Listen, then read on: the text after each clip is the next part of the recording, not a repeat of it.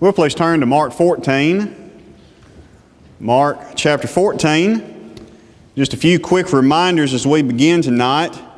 First of all, please remember, men, that we will not be having our monthly breakfast tomorrow morning. It will be next Monday because we're going to be working on the goodie bags in the morning. And if you can help with that, we'll be eating at 8:30 and then we'll start working at 9:30. Also for the ladies, your night out will be tomorrow night at 6 o'clock at Neil's. So please remember that, and also the ornament exchange. And then also the outing to Nashville for particularly our young people.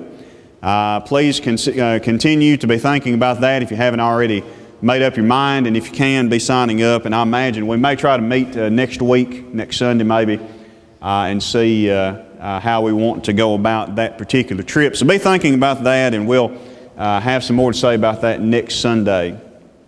One of the great stories in the Bible records a simple act. There we go.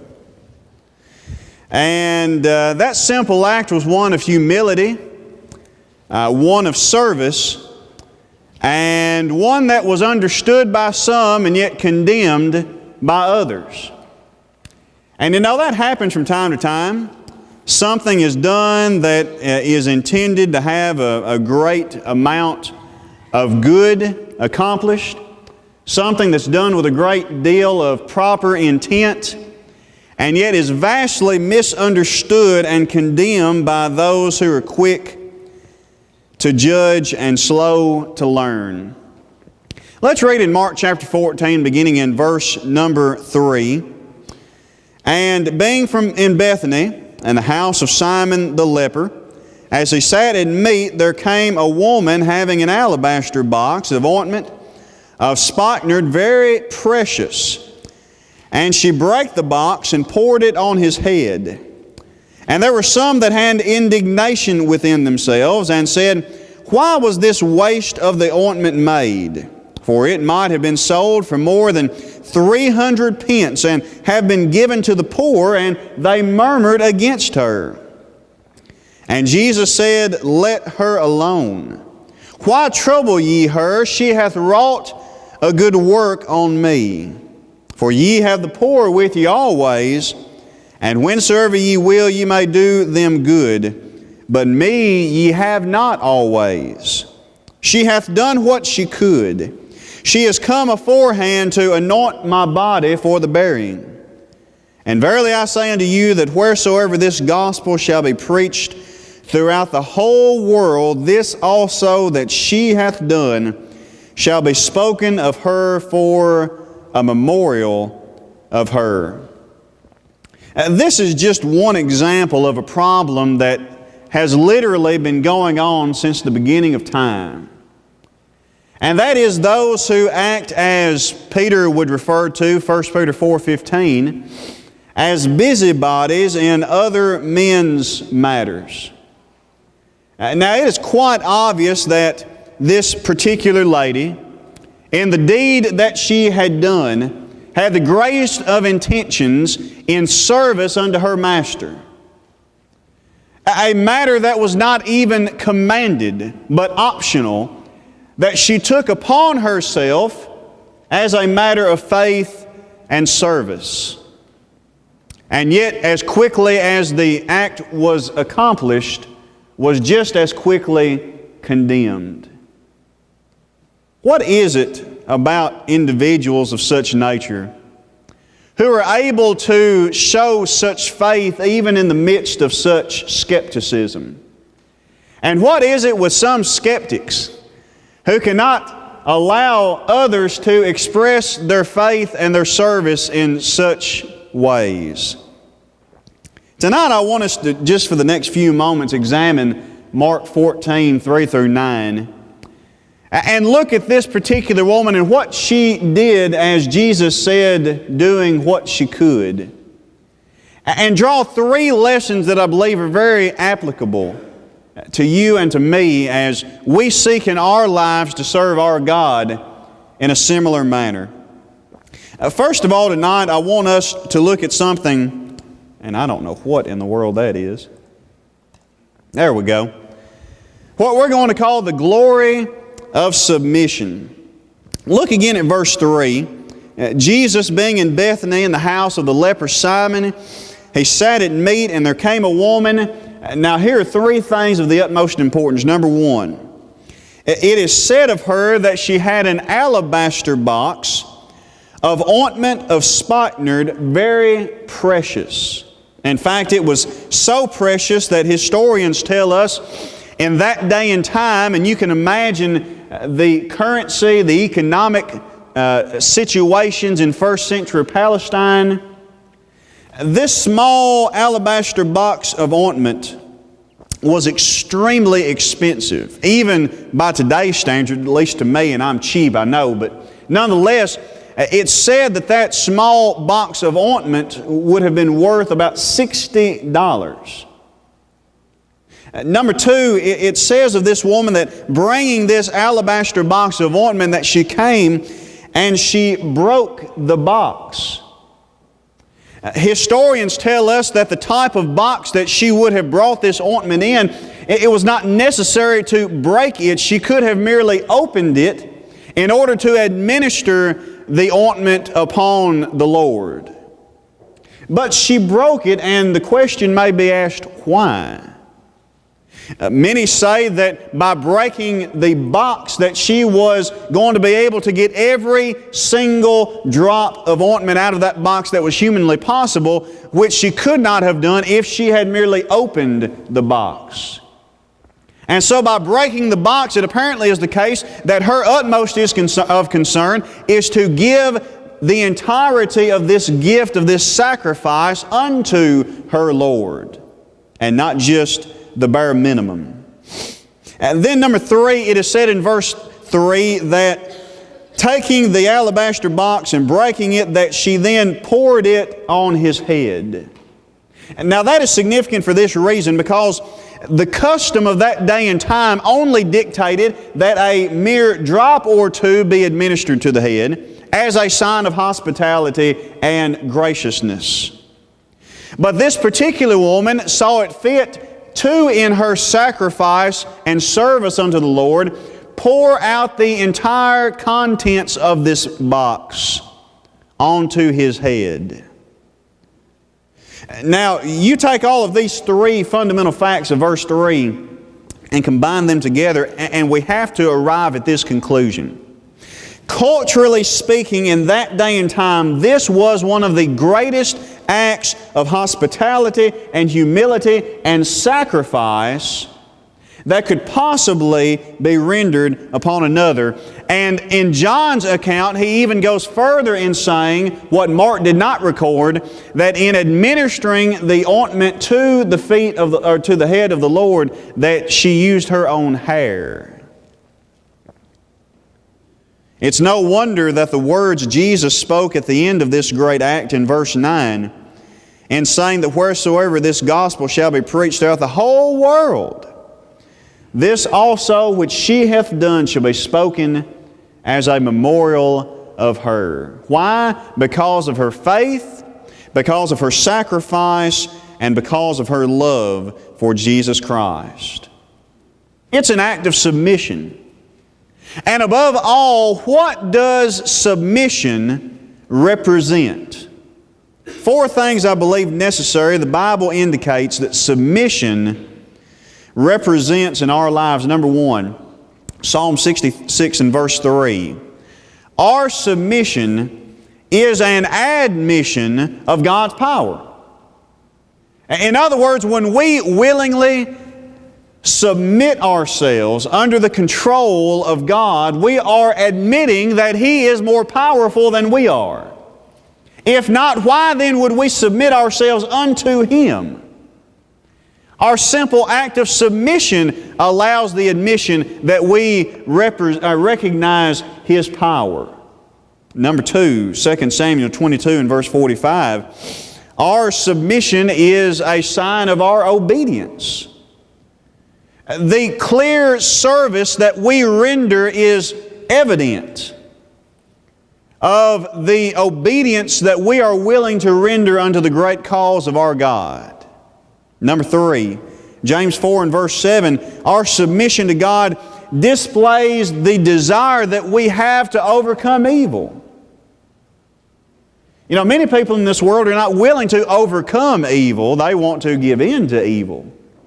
Why? Because they have not truly developed within themselves a heart of submission. But true submission displays a desire to overcome that evil rather than to yield to it. And number 4, Ecclesiastes 12:13, our submission to God is ultimately the greatest symbol of respect that we can show. You remember the words of Solomon, fear God and keep His commandments, for this is the whole of man. Solomon said that's the conclusion of the whole matter. Fear God, respect Him, and keep His commandments. Our submission to the will of God in obedience and commandment keeping is the greatest sign of respect that we can possibly show to God. And knowing all that He has done for us, how in the world could we not? In Mark 14, Mary here illustrates what true submission is and the glory of that submission, as is evident by Jesus' praise for her action. As we say sometimes, I wish we could stop there and say that's the entirety of this narrative. She showed her faith, she submitted herself to God, she made a sacrifice on His behalf, and they all went on their way rejoicing. But sadly, that simply was not the case, because we have to transition from the glory of submission to, secondly, the problem of suspicion. The indignation that was felt among the disciples was apparently quite general. Now, obviously, it probably wasn't the case that everybody felt the indignation toward her act that some did. But at the same time, it seems to be the case that this was not isolated to one or two individuals. This seemed to be the case with multiple people that were present.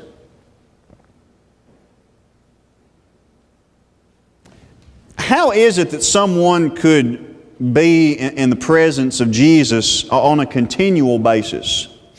And now let me explain what I mean by that. The people who were present in Mark 14 were not people like when Jesus went out onto the boat on the shore of the Sea of Galilee and began to preach, and people just began to throng to Him. You know, that great multitude that assembled on that seashore that day, they might have just been in the presence of Jesus that one time, and that was it. The people who were present in Mark 14 were not one-timers, so to speak. These were not individuals who thronged to Jesus on this one occasion, and this was their only time spent in His presence. These were His close companions, associates, and followers who had been around Him multiple times before. They had seen His humility. They had seen His heart of service. They had heard the words He's spoken about the need for sacrifice and submission. And how is it that people could be around Jesus on a continual basis like that and not get the point? But we know that they did. Now think about Judas, for instance. It's evident from what we find the Gospel writers declaring in their accounts that throughout the ministry of Jesus, Judas Iscariot had less than wholesome intentions, and I believe that's putting it lightly. Various of the Gospel writers would refer to the fact that Judas was throughout the ministry of Jesus a thief, and that he had a particular desire to be the holder of the bag, that being the treasury of the discipleship at that time.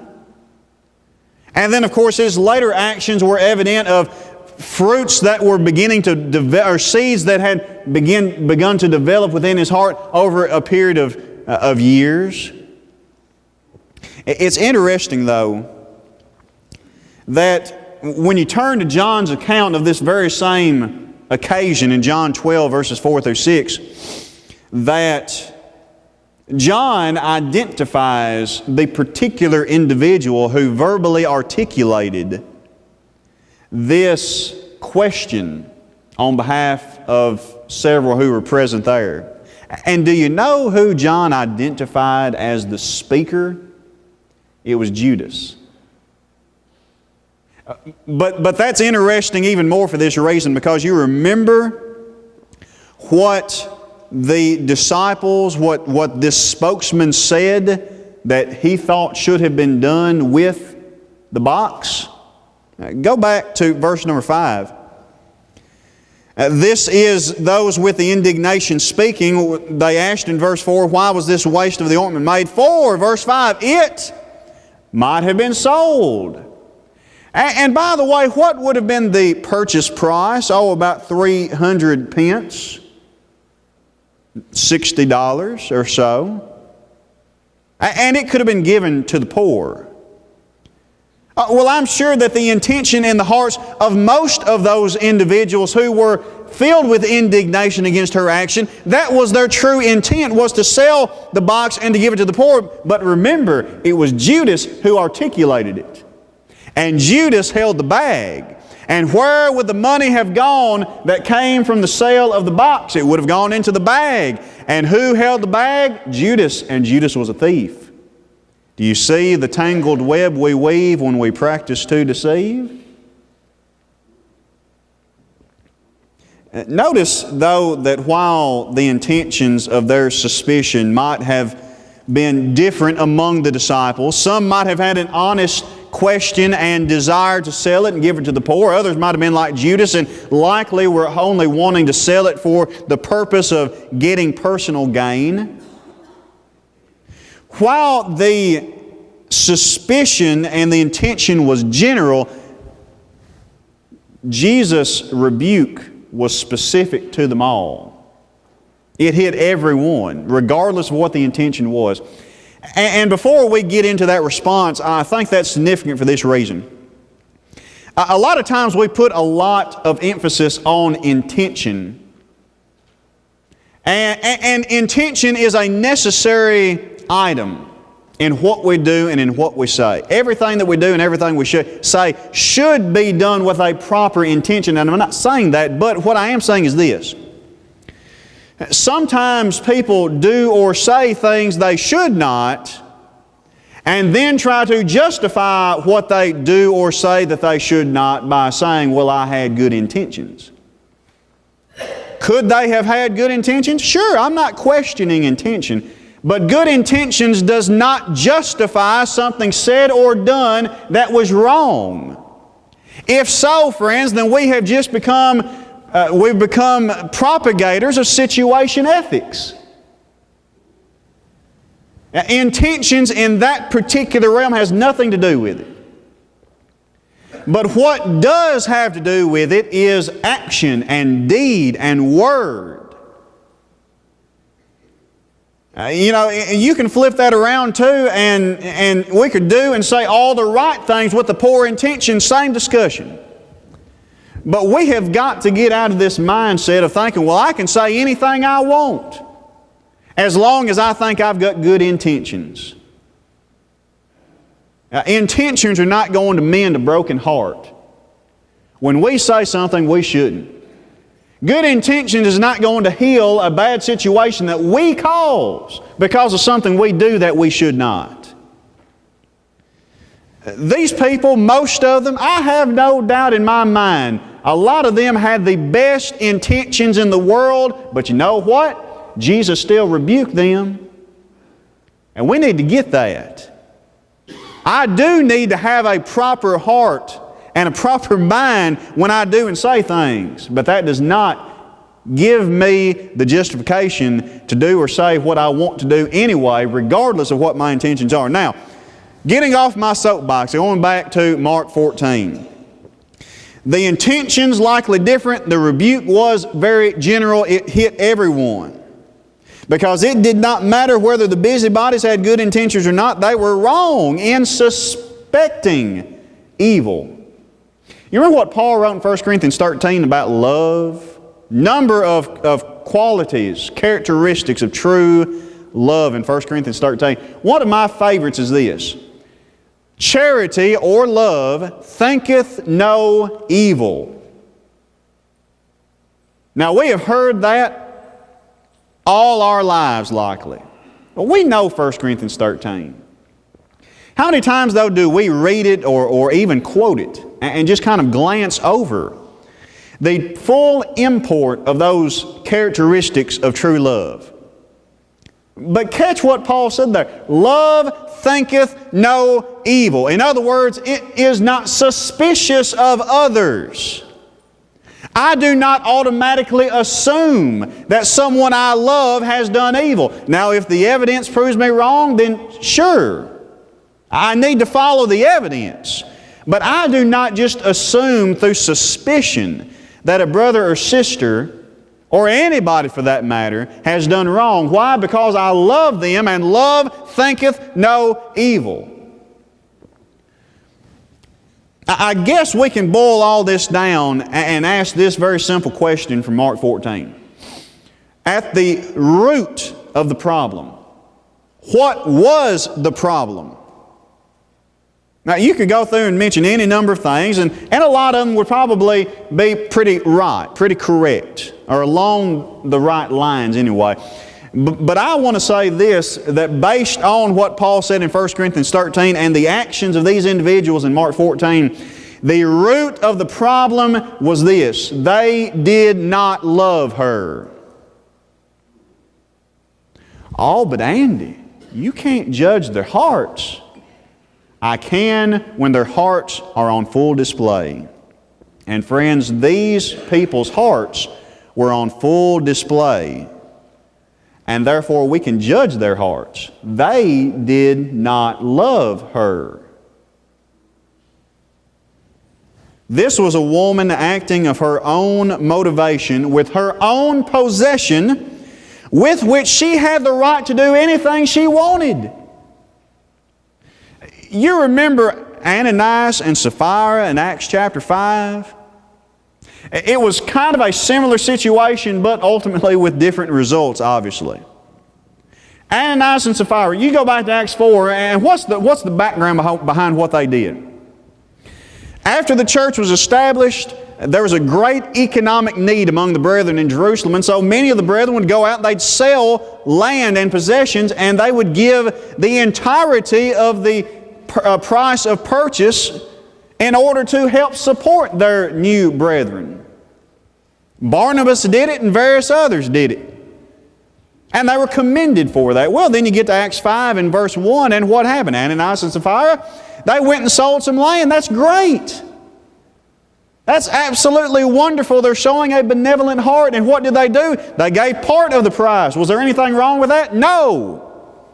There was nothing wrong with Ananias and Sapphira giving part of the price. Why? Because it was their possession and they had the right to do whatever they wanted to do with it. They didn't even have to sell it. They could have kept it. That was their right. What was the problem? They sold it, gave part of the price, but made people believe it was the full price. That was the root of the problem. But it had nothing to do with the fact that it was their possession. They had the right to do with what they wanted. The same was the case in Mark 14. She owned this alabaster box of ointment. It was hers. She had bought it. It was her own possession. And she was motivated by her own heart to do this. And therefore, these people had absolutely no right to stick their nose in her business. They were busybodies. And Peter said, we ought not be busybodies in other men's business, but they absolutely were. God intends for His children to trust each other. Now again, I'm not saying that we should reject evidence. I'm saying that we should not assume evil. But many times we do. Many times we just assume somebody has done something just because of something we heard through the grapevine. Much of it is only rooted in nothing more than rumors. And that's why those are outlawed a number of times through the New Testament. We do not need to avoid evidence, but at the same time we should not assume through suspicion that people are doing wrong. The disciples in Mark 14, they severely missed the point. And Jesus made sure to quickly teach them what true service was, and how He taught them was by pointing to the very woman they had just condemned. And He said, you want to see what true service is?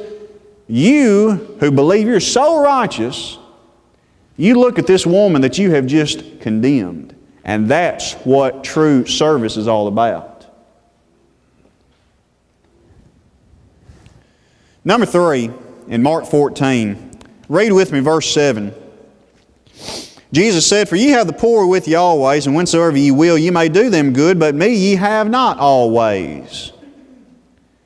We've already noticed the glory of submission, the problem of suspicion, as kind of a teaching moment. Jesus is sure to explain to them the danger of suspension. Now, the point He's making here is this. This woman had something she wanted to do for her God. He was on earth at the time. She had the opportunity to be in His presence. She had every right to do it. And she did not want to delay and then regret later on not having gotten to do it. And so she did it. She was rebuked by the disciples, but then Jesus made that point to them. Leave her alone. Now there's a lot of power in those 3 words, and there are 3 of my favorite words. Leave her alone. You know, sometimes we just need to leave people alone. Now, yes, we need to fight the good fight of faith. There are times we need to go and we need to confront people. We need to earnestly contend for the faith. We need to confront sin. We need to condemn sin. But there are instances in life in which we think that we need to invest ourselves, we need to step in, when in reality what we need to do is prescribed to these 3 words. Leave alone. Leave her alone. Why? Because it was not anything to get worked up about. I admit I'm not an old man. I'm young. In some way I may still be immature. I know I haven't seen a tenth of what some people have seen. But I've seen enough in my young life, 11 years of preaching, however many years I've been a Christian, and been around Christians. I've seen enough to know this, and I have not seen or heard anything yet that's made me change my mind on this matter. Just about every time brethren get to fighting, it is over nothing. It does not amount, and you have to forgive my Northwest Tennessee vernacular, it does not amount to a hill of beans. And yet people want to fight about it. Why? Leave her alone. That's the problem in Mark 14. Now, if she had sinned, did the disciples have every right in the world to confront her? Yes, and they should have. If she had actually committed a sin in Mark 14, they should have condemned her. They should have done everything they could to get her to repent. What was the problem? She did not sin. She simply did something that they might have done a different way.